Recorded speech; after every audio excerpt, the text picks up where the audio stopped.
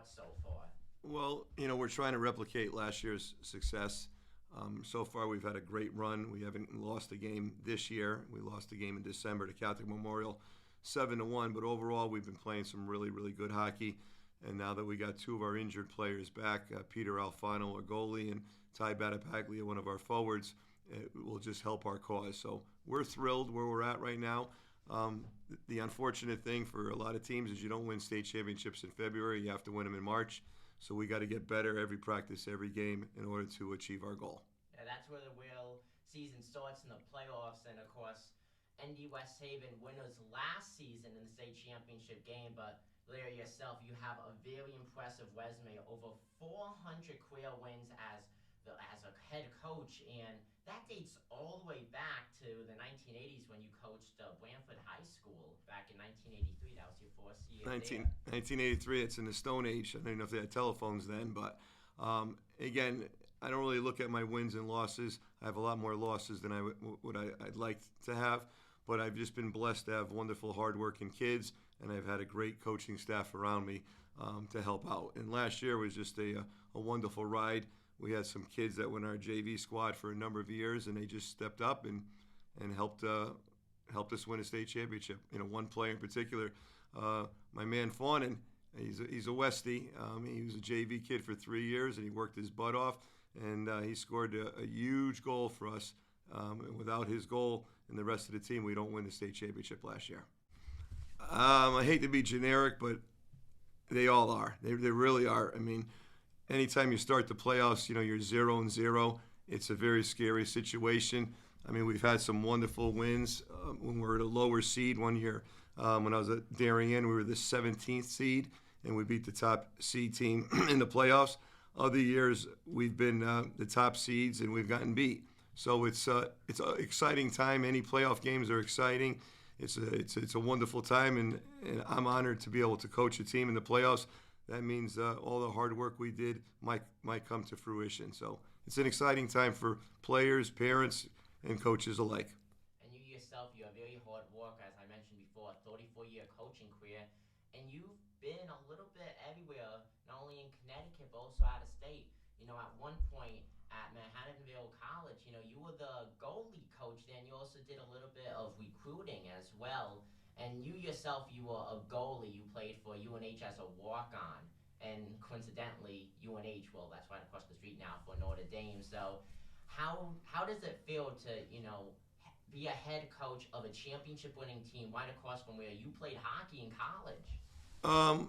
Yeah, it's a wonderful thing. I mean, my roots, I'm from Bridgeport and Milford, but my roots have been in West Haven for a number of years, whether I played college hockey here. And UNH, by the way, was a Division II program at that time. It was really, really good, and they're hoping to get it back to that at some point. But, yeah, it's nice to be coaching in your backyard. I mean, I was at Immaculate 5 years ago, driving an hour and 20 minutes back, 2.5 hours total drive on a daily basis. So to get in my car and literally drive 1 minute to the locker room is a wonderful thing, and I appreciate every day that I get to teach here at West Haven High School, and I appreciate every day that I can coach at Notre Dame. I really do. I'm one of the luckiest guys around. We've seen co-oping a lot the past several years. A lot of people going to private schools, and you being the head coach of a private school hockey team, of course, a lot of people signing up. If I'm correct, when you and me were talking not too long ago, you told me for the most recent season, over 80 kids tried to get on the team. So what is it like, having that many, wannabe hopefuls on the ND West Haven hockey team? Well, we're very lucky. I mean, most of the parents come for the academic part of the school. There's 500 kids in the school, and they're just looking for that smaller class size, and they're looking for that, one-on-one work with the teacher. So that's really the main reason why they go to Notre Dame. And obviously the hockey part of it's an addition by subtraction, so to speak. And we're very fortunate that we get a large number of kids that play hockey at Notre Dame. And again, I'm very blessed to be able to coach that. It's challenging because of the number of players, but that's a great problem to have. Yeah, when it comes to coaching players, you're, of course, having a huge impact on these athletes' lives in a positive way, of course.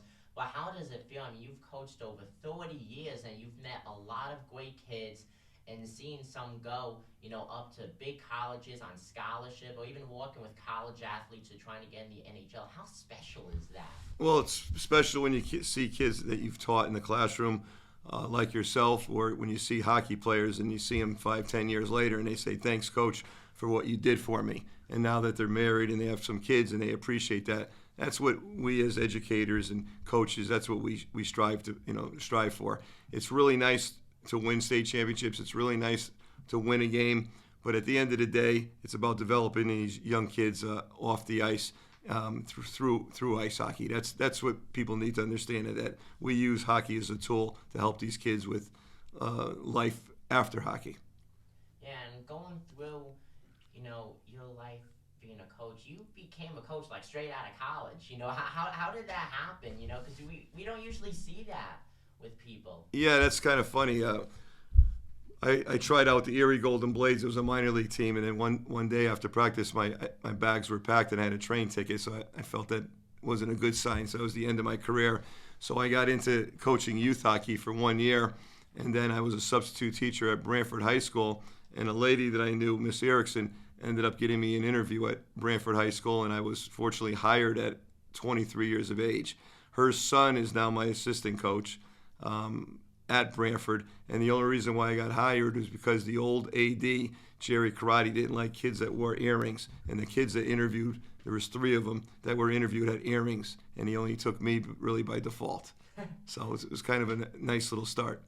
And then, of course, coaching at Notre Dame, what is it like to be a Green Knight?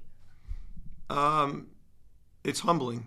It really is humbling to know that you're going to coach the high-end student athletes that are playing high school hockey. And mind you, I'll coach any level of kid. I love coaching, but to coach that type of motivated, hardworking kids that are looking to go to prep school, looking to go to the next level, makes our life easier, and it's rewarding to work with kids with high skill sets. It really is.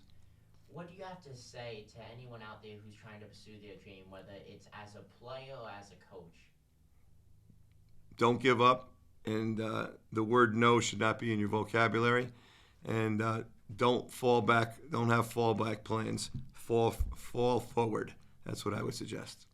Thank you, folks. Once again, that was Larry Vieira, who's the head coach of the Notre Dame West Haven hockey team. Larry, thank you. Thank you for your time.